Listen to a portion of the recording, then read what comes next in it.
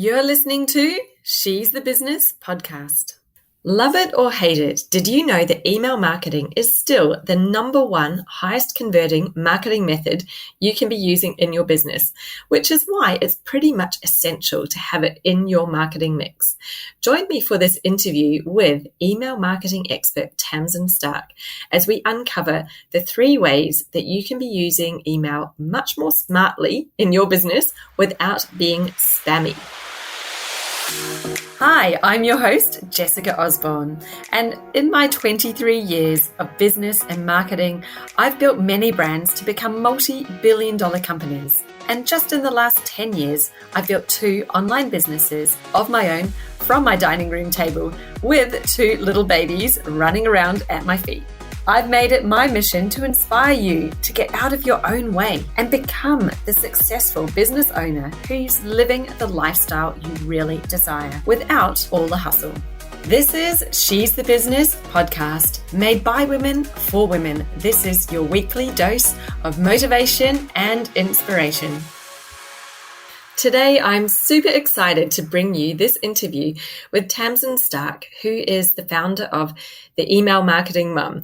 She's been working with me in my business with my email marketing for the last 4 years, and she is an absolute gem and an expert when it comes to anything to do with email. In this interview, she uncovers the 3 main strategies that we use to be much smarter with our email rather than spammy, and that sees my emails getting into the primary inbox on multiple occasions.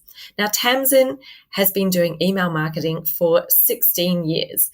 You can find her at theemailmarketingmum.com.au and on Instagram as well. I'll drop all of her links in the show notes so that you can go and check her out. She's got some amazing resources that you can sign up for that will help you to up-level your email marketing. So without further ado, let me play this interview for you. Hello, everybody. Happy Wednesday. I hope you are having a wonderful day. I am bringing you a really interesting chat today with Tamsin, who is an email marketing specialist and who runs a consultancy called the Email Marketing Mum. She works with email day in, day out, and she's actually been working with me for the last 3 years on my emails. She is an absolute whiz when it comes to anything email and helps me get my emails into the primary folder instead of the promos and spam folders. So I'm really thrilled to introduce her to you today, and she's going to share some really great insights on how you can use email really smartly for your business so that it's not spammy and it's actually helping your business to achieve your goals. So I know that she is online. I can see her there. She just is going to join me in a moment and we will get started. So email, and why do I love it so much? You know, email's been something that is it's been around for a long time. And I think at times it feels a little bit less sexy, more what do you call it? I'm not going to say modern. Email is still modern and it's evolved over time, but you know, it can feel like it's been around for so long. It's not the latest thing anymore, but the stats show that email is still the number one thing that drives conversions for a business. So it's super important to include it in your marketing strategy. And that's why I put so much focus into it and why I have an expert like Tamsin who helps me with my marketing. So hi, Tamsin. Hi, how are you going? Good. How are you? Yes, good. Very well, thank you. So good to be here. Yeah, thank you. Do you want to give everybody a 10-second intro as to your business and what you do? Yeah. Yes. So I'm Tamsin. I am owner and founder of the Email Marketing Mum, which I started about 3 years ago, about 2018, just before I started working with Jess, actually. She was one of my first clients. And I help women entrepreneurs, so mostly Australian-based women, and mostly mums as well, to run their business using email marketing. So things like automation, regular emails, all sorts of stuff. And I do that one-to-one. And then I also do coaching as well as courses, which I'm just starting this year. So yeah, it's kind of the trajectory's kind of gone up and up. But yeah, it's so nice working with other women, especially other mums, and seeing their businesses grow and seeing the results that they can get with email marketing. Yeah, absolutely. And it's just such an essential part of our business these days. And I just love seeing the amount of engagement that we get, and it's definitely down to the focus that we put into what email is and what's the function of it and why we're doing it and all of that good stuff. So we've called today's chat the email trifecta, because I think there's the three really important ways that we can use email in our business to make our business work better, function better, convert better, and also it not be spammy, like it actually be something that's working for you. And I think you were sharing with me before we got on this call that sometimes people have an aversion to it because they think that by sending emails they are annoying people, or that they're going to be considered as being spammy. So I think that's really something we want to deep dive into a bit today, and help you to maybe change that perspective a bit on how it can not be. And I think that tends to come from a very personal place. So if you personally don't like email marketing, you're going to find it really hard to apply that to your business. And my argument for that is always, like, people don't actually hate receiving emails, but they hate receiving bad emails. So if you know the difference, then you're pretty much on your way to having a great relationship with your audience. And there's definitely a difference. I think it's not something that you become aware of, because email marketing has been with you since you probably were at school or your first job or whatever. But it might be something that over time you've come to feel a bit annoyed about if you've signed up for lists and people haven't managed those lists properly. Then there's always the spammy emails, like the Nigerian prince, that kind of stuff has over time given email a bit of a bad rap. And I don't think it's really any one specific event that occurred, but it's been like mild annoyance has probably what is putting people off of email. But hopefully we can turn that around today and talk a bit more about the positives. Absolutely. There's so many positives. So let's start off with the first one, your recommendations. So I think, email marketing is the long game, particularly with service-based businesses. So say, for example, with e-commerce businesses, you send an email, it's for a very specific thing that you're doing, you get a result straight away because people will go to your website and buy it. But with service-based businesses, you're really cultivating a relationship, and it's a longer relationship development journey that you take people on. Really what you're doing is you're creating an opportunity to have conversations with people, and when someone opts into your email list, they're open to having those conversations with you. So essentially they are taking your calls basically, and they in that moment they want to hear what you have to say. So really your job, once you have them on your list, is to take that attention and turn it into a connection. So people then know, like, and trust you. You might hear marketers say those three words a lot: know, like, and trust. And email can help you to do that.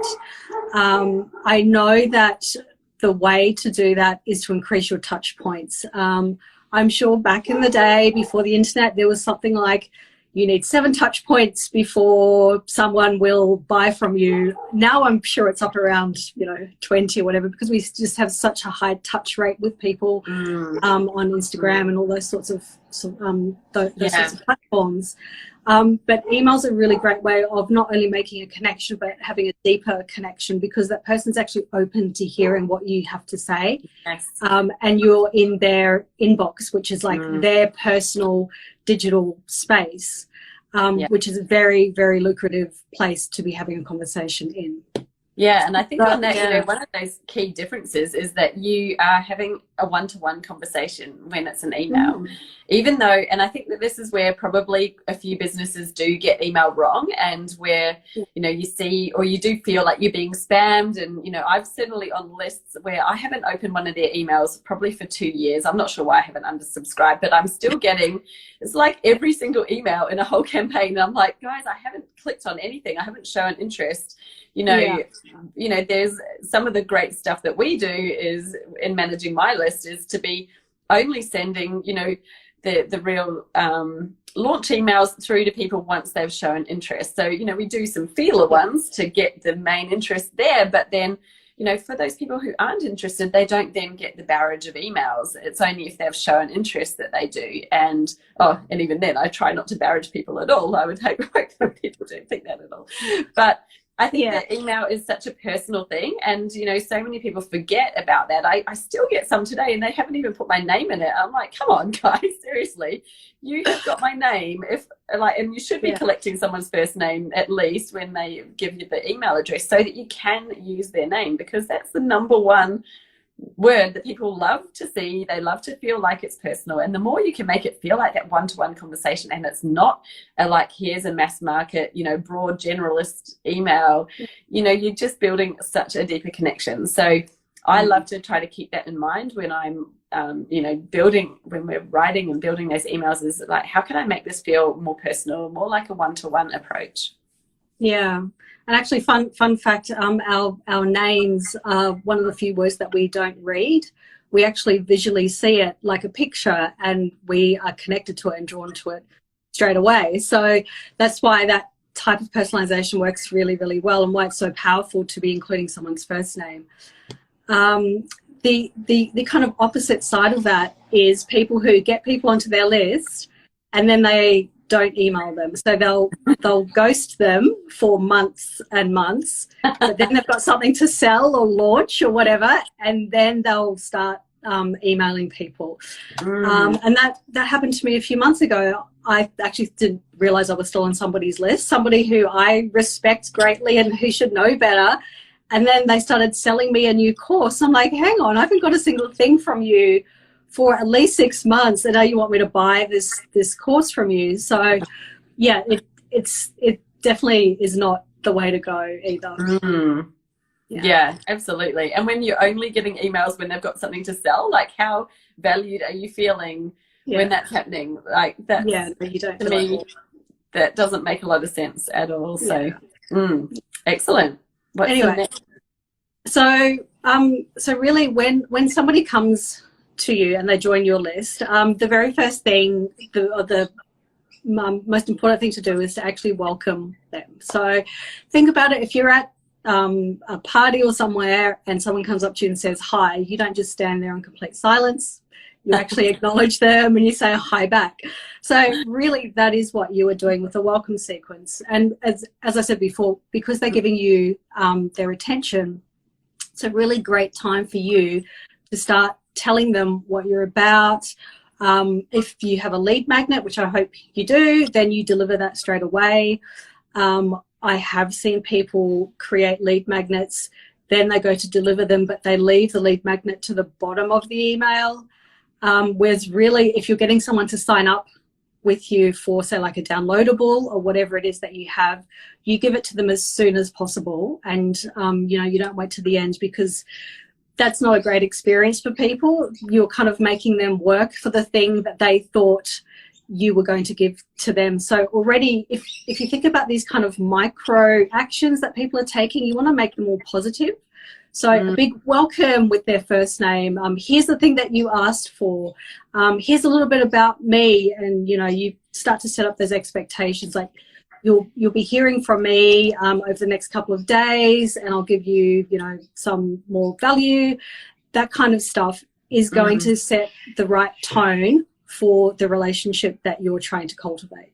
Yeah, absolutely. And you don't have to do it all in that one space. It's not like you say, hi, nice to meet you, and then blah, blah, blah, blah, blah, I'm going to tell you everything and get it all out in this one email. that was probably a bit too much and overwhelming. Yeah. And that's why it's so good to think of your welcome as it's a conversation that's going on. So, you know, what's the first bit is, well, here's the lead magnet and here's a little snippet, you know, and then the next email might dive a bit deeper into something. Maybe you might tell them a story. You know, you're going to build a sequence where you can help that person get to know you better. And, you know, I think it, like what you said just a moment ago, is balancing what they want versus what you want. So you've obviously got some goals and objectives of what you want to achieve through your email communications, but you've got to be really aware of what they are wanting, because if you're not aligning with that, it doesn't matter what you want, they aren't going to like just being, you know, having your agenda shoved down their throat. They need to feel that they're getting what they want, and that's what engages somebody. So that's where I think is probably maybe the real hidden key in email communication in the first place is, hey guys, it's a two-way thing. You know, this is definitely you as a business achieving your goals, but you need to be delivering to the other person what they find valuable and what they're wanting, or they're not going to stick around. They're going to be saying, "I'll see you later," and going off and, you know, meeting somebody else at the party, if we carry on our party analogy. Yeah, absolutely. And I think it's also a great way for you to show that you're accessible to them, and you're not just a face on Instagram or on your website homepage who writes posts, that kind of stuff. You actually say, hey, hit reply and let me know about blah, and then you give them a writing prompt to then email you back, because then they see that there's a human on the other end, and they kind of feel that connection so much more than if you're constantly talking at them, if that makes sense. Yes, definitely. So apart from welcome sequences, which I could talk about all day, keep on thinking, oh no, I've got to keep to the program or we'll be here all afternoon. Yeah, actually, by the way, I'm going to be very impressed if we can keep this conversation to the time that we agreed to, because when Jess and I get on a telephone or Zoom call, it's like an hour and a half later. Anyway, one of the things that I kind of touched on about before was consistency. So when we talk about the spectrum of over emailing and under emailing, you really want to aim for the middle, where you are consistently emailing people at a rate that works for you. So if you can't do weekly emails, and you know that you can't, try something like fortnightly emails. But as long as you're consistent, even monthly, just be consistent, so your audience learns to hear from you at a certain time with certain information, and then you start to get them into the habit of opening your emails. And when it comes time to do those regular emails, particularly with service-based businesses, is always to serve first and sell second. So if you're serving and you are giving people the value and you're talking about the problems that your audience faces and you are giving advice on how to solve them, then the selling part really is is a much more natural conversation to have. Because you've already done the examples, you've really tapped into some of the stuff that's really is quite, you know, painful for them, but obviously you're not, you know, really bringing a lot of that to the surface to make them feel bad about themselves.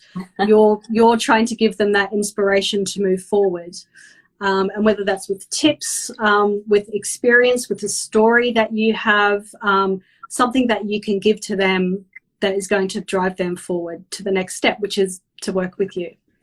Yes, definitely. And I think that's it as well. Like if you know, people set a consistent sequence of how often they're going to email. It's like if you are struggling to think of what it is that you're going to send out and you don't have anything to say, then extend your time frame out. Don't do it as often, because quality over quantity 100% of the time works so much better. You know, I'm usually at the place now where I've got so much to say, I'm like trying to figure out what to choose to write about, because I've got too many options, which means that I do one once a week. But for a lot of people, that's too much, you know, you don't have something to say that often. So just save it up, you know, do your fortnightly or monthly, like you said, and that is so much more valuable to your audience. And I think quite a lot of people will say when it comes to email marketing, I don't know what to write. So either you have a content strategy messaging issue that you need to solve, because if you can say the same thing for social media, for your videos, for your blogs, if you don't know what to write for all of those channels, then that's a bigger problem that you need to solve. But if you are really good on video and you do a lot of lives, you do a lot of blogging, whatever that is, that existing content is super easy to repurpose into emails. And I know that there's a big difference between speaking and writing. So if for people who are natural speakers and they do lives and videos and all sorts of stuff, I always say just find a free dictation app and get your lives dictated down, and then look at them and see if you can turn them into emails. It's the quickest way. And the beauty of that as well is that the best way to write emails is to write like you talk. So already you're halfway there, but you just might need to tidy up some of the language. You might need to shorten it a little bit. You might need to reformat it a bit, but really the guts of what you've got is right in front of you. So, you know, there's always ways to be consistent, even if you are finding it hard to get there. Yeah, absolutely. And I'm all for making less work to have bigger outcomes. So anything that you can leverage and repurpose so that you're spending less time is 100% a smart strategy to use. And you know, just going back to what you said before, you know, if you don't know what to write in emails, you don't know what to say on social media, that to me is a big indicator that you really don't know your ideal customer. Because when you're tuned into who they are, you will always have something to say to them, because you know what they're going through, you know what they are thinking, you know what they might be thinking that's not helping them right now. And so you can address all of those things. You're not emailing to talk about your service, you're really emailing to talk to them about what they're going through and what's going to be of use to them. So I often find a lot of inspiration of just what I'm feeling right now, what I think that they need to hear. Maybe it's stuff that I've seen online that I see people talking about and I've got an opinion on it, so I like to write about it or talk about it. But you know, you really, if you're dialed into who your ideal customer is, you'll always have something to say and always be really valuable as well. So you know, that might be a tip if that is you, to maybe go back and spend the time on finding more out about your ideal customer, and not just where they live or how old they are. It's actually really about their beliefs. You know, it's all the psychology. So if you need help with that, you can jump over to my website, because I've got some tools there that could help you. But yeah, definitely take the time to do it. It's so worthwhile. Yeah, absolutely. And it's one thing that we do with your email sometimes, Jess, is I'll look at what you've spoken about in that week or the week prior. Yeah. And we'll try and pick out some of the stuff that's really has resonated with people as well, that could be turned into an email. Or sometimes you might just write something down and then we'll kind of turn that into an email. So there's no right or wrong way. You know, you shouldn't always have this very structured, rigid plan, because that's never going to work out. It's much more of a fluid system. And really what email is it's an electronic form of letter writing. So writing a message to somebody is a very old way of how we communicate. It's older than the telephone. So, you know, it does come naturally to us. So, you know, if we can think about what's really interesting us and what we think our audience want to know about, and then picture ourselves writing to one person, like you are writing a letter or a personal email, and then see how that flows a lot better, because then you're not, you know, you've got this one-to-many mindset where you're writing to a whole audience. It's too many people, because you're trying to think of how people are going to be reacting to what you say, and you're trying to appease every single type of person. Whereas if you just aim for that ideal customer persona, then you'll never have a problem actually writing to them. Yeah, and, you know, feel like they're your friend as well, you know, that you have a really good relationship, because so often when we're trying to impress, all of those big words come out and a bit formal language, and you're trying to sound like you're really knowledgeable. Like, that just does not come across in a conversation. It's not how you talk to somebody if you met them. So it's like, just maybe get your ideas out, but then just take a few deep breaths, relax, and just get in the vibe of you and think, they may read it, they may not, it doesn't really matter. I'm just going to talk like me and just get my point across as I would as a real human to human connection, because you'll find that is so much more engaging, and people will love to read your emails and see what you have to say, because it feels easy for them to to absorb the information as well. Absolutely, yeah. Awesome.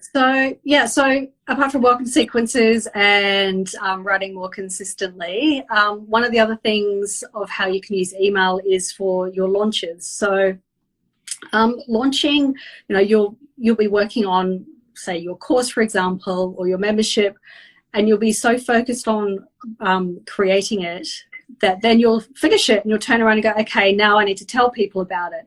But really, during the time or the process of creating the course, you could be taking people on that journey with you and showing them bits and pieces. So you're building momentum as you go. You're getting people excited about it. You're asking questions, that kind of stuff. And as you're doing that, your call to action is more around, would you like to join the waitlist? So as people are becoming more and more interested in you talking about your course or your membership, they are starting to want to know more, and they want to be the people that want to know when it launches, and then you've got people to launch to. So always having people to launch to is a great thing that email marketing can help you do. Really, you can do all sorts of emails. So you could do a story email, you could do a behind the scenes email, you could do what inspired this type of product.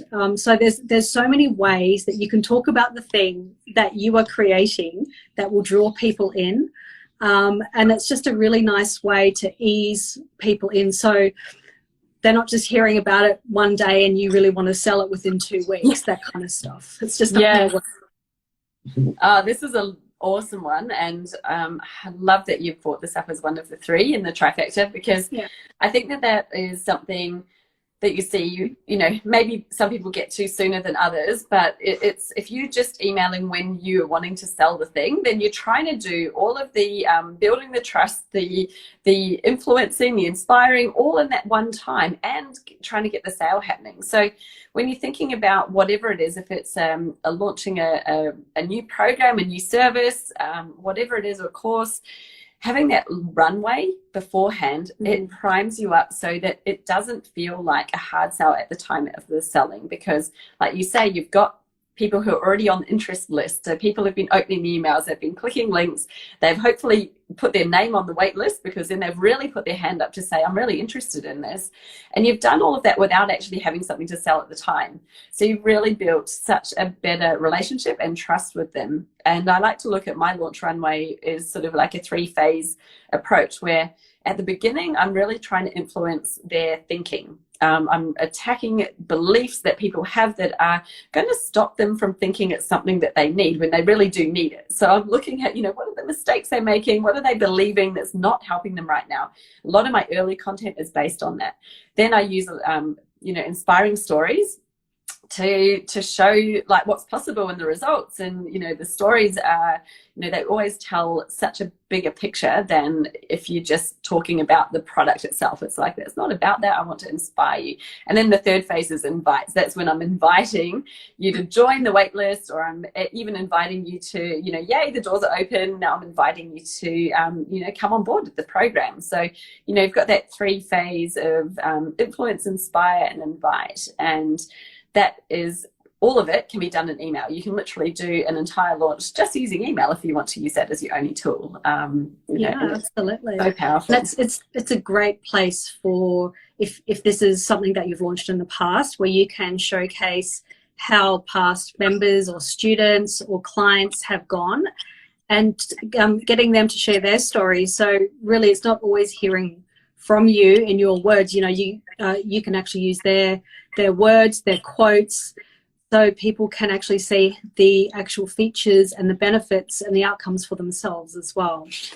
So yeah, there's so much that you can do with launching.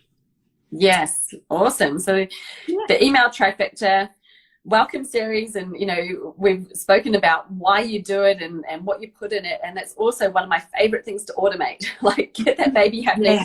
The welcome series works for you when you are not working. It's happening all hours of the day or night. I've got people opting into my my freebies every day, all of the time, and they're going through a welcome sequence. So that's all happening without me having to do anything now that they've done the work to set it all up, which is so good to see.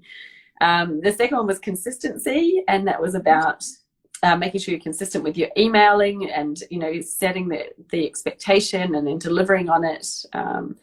Was there anything else with consistency, or that was mainly around the time that frame? Was mainly it, and really just having people go. So with your call to action, having people go somewhere each time. So do you want them to read something, listen to something, watch something, all that kind of stuff? So always have one solid call to action within each email. Yes, yeah, absolutely. Like, give them somewhere to go next. And that's, I think, coming back to what we even called this, be smart, not spammy. That's not being spammy to use a call to action in an email. It's actually just giving them somewhere to go next. If they're ready to take action and they're interested, then all you're doing is showing them the way. You're making it easier for them so they don't have to go to your website and look around and try to figure out how they do it. You're actually just saying, here it is, you can click here and do that. So even when we're doing an email, of mine that might be a story or something that is there is no real call to action on it, then I like to use the PS part of the email to suggest some ways that people might like to work with me, and some of them might be a freebie, other ones might be to join a wait list, and other ones might be, a masterclass or something that's relevant to the context of the email. But again, it's just giving them that, here's a next step if you're ready to take that. So yes, so important, I think, to always just use that opportunity to help people take the next step and where to go. Absolutely, yeah. And again, don't forget that they invited the conversation into their private digital space, so they really do want to hear from you, and it's not a bad thing to be directing them to do something next or to take an action, like you said. Yeah, definitely. And then the third one of our trifecta was about launching. So yes, it's such a great tool for launching. I don't think I'd be anywhere without using email. That is where you're really able to have the right conversations with the right people, because you can segment your list by so many ways. I love getting into the data and who should receive this one, who shouldn't. You can personalize that experience. And Tamsin's probably like, we have so many segments sometimes, because I'm like, not these people, but include these ones, and only if they've done this or that. And because you've got the richness of the data there in the system, the opportunity is almost endless to personalize it down to a really specific detail, which means people are receiving something that's so much more relevant and specific for them, which makes their experience, again, so much better as well, because they're not getting a general email. Yeah, and you can see with, particularly with your launches in Active Campaign, you can see people who are continuously clicking to find out more, and they're interested. So that there are people that are interested versus people who haven't. So then you start to, your segment starts to get more concentrated and focused on the people who do, because they're showing you by opening and clicking on your emails each time. And it's really, it's so much more personalized than just emailing your whole list and hoping that something sticks with one person. And it's much more targeted, and the people who don't want to hear about it, then they don't have to hear about it. Yeah, and I love doing it like yet. Yeah. And like the cheeky emails that like, hey, deadline dancers, because I can see that you've been opening the emails and clicking the links and you haven't acted yet. You can actually, they know that you're there, and you can kind of show, hey, we're in this together. I'm not a robot. We're actual people, and might know what you're going through, so you can give them some targeted content that's really about why they might be hanging back. And maybe it's that big question they've got in their brain about whether they should do this or not, and you can kind of bring it out in the open. Don't beat around the bush. Like, call it out and talk about it, because sometimes that's the one thing that's holding them back. Sorry, that to me is true personalization. I know that when we think of personalization, we think of inserting someone's first name at the top of an email. That's like the kind of classic. Yeah. But when it comes to real personalization using email, what Jess just said around really taking your launch segments and really seeing out of those who are engaging in that content. So you know that when you talk to people and that they are interested, and your language can actually get a bit stronger and more targeted, like you said. So, hey, I noticed you've been, checking out this program that I have. If you've got any more questions, book a call in with me. You can get really targeted because you know for sure that they are interested, which is so much more powerful. So much more, yeah. We get so much mass market stuff these days. Anything that seems really personable and really relevant and like you're talking exactly to them has 10 times more cut through. Like, I cannot express that enough. That's why it's so good to know your people and to take the time to make sure you're getting the right people on your list as well. Like, make sure your lead magnet is really targeted at your ideal customer, so you're getting those right people on there.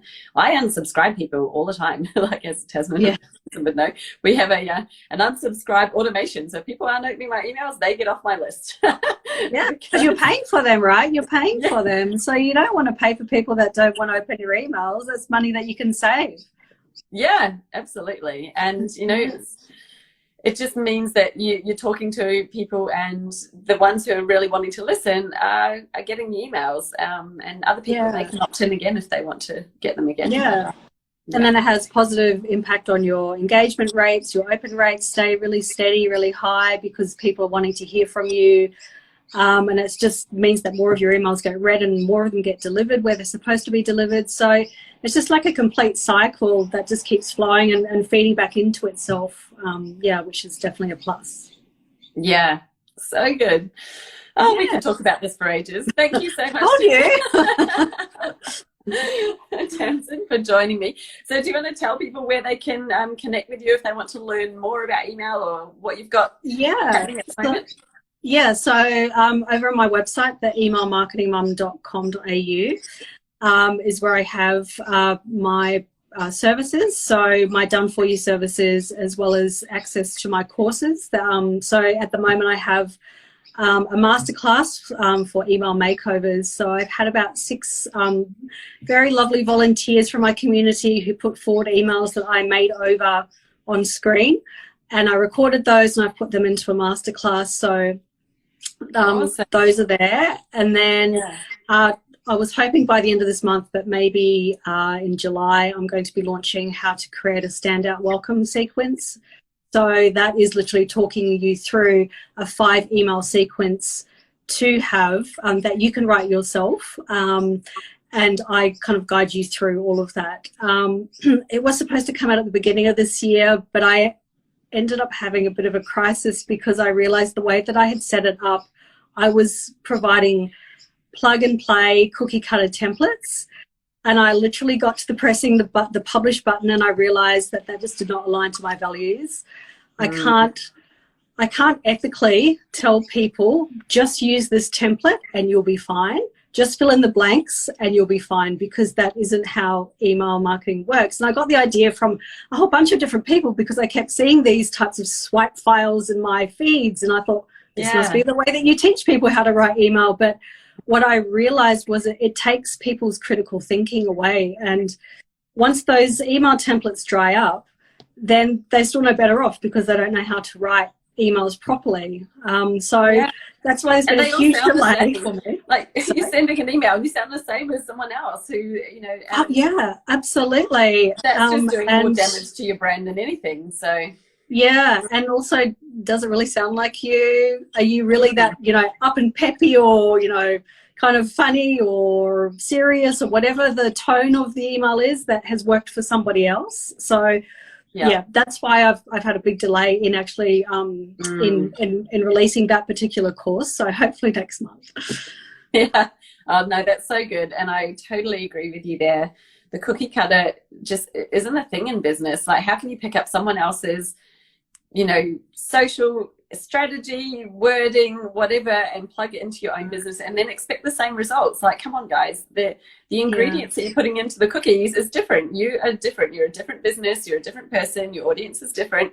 You can't bake the same dough and then expect the same cookie because you're not the same dough. It's just like that's just not happening. And I think that's really good, really wise of you not to put that out because people aren't going to get the results. They're not going to get the result that's promised. Whereas if you can provide the framework and show them what they should be writing, not exactly what they should say, but what's the framework for it, then it gives them the ability to learn, and then they can adapt their own emails, forevermore. Yeah, and I think showing people the why do I need to be writing this email? Why do I need to be saying the thing that I'm saying? What is it going to do for me? And once you learn that stuff, you can't unlearn it. But if you just give somebody like a few paragraphs to stick in an email and then they send it off, there's no learning process involved. So that was something that I didn't realize I felt really strongly about until I was about to launch the course. So I've had to do a whole other bit of work to make it work properly. Yeah. Oh, that's so much more powerful. Definitely. Yeah. Well done. Yeah. Thank you. Can't wait to see it. Yeah. You put it out there now. It's in the public domain. So it's happening. Absolutely. Awesome. Well, thank you so much, Tamsin, for joining us today, and we will see you guys soon. Thank you. Bye. So if you would like to improve the marketing of your business, then the first place we always start is with your ideal customer avatar. Now, my system for your ideal client is different to most. With my ultimate customer avatar worksheet, there are 35 questions to help you really deep dive into what your ideal client is currently thinking, feeling, and what their goals are, what they're doing in their buying behavior. Go to jessicaosborne.com/customer-avatar to download your free copy of my ultimate customer avatar worksheet today. And let's get started on defining who that ideal client really is.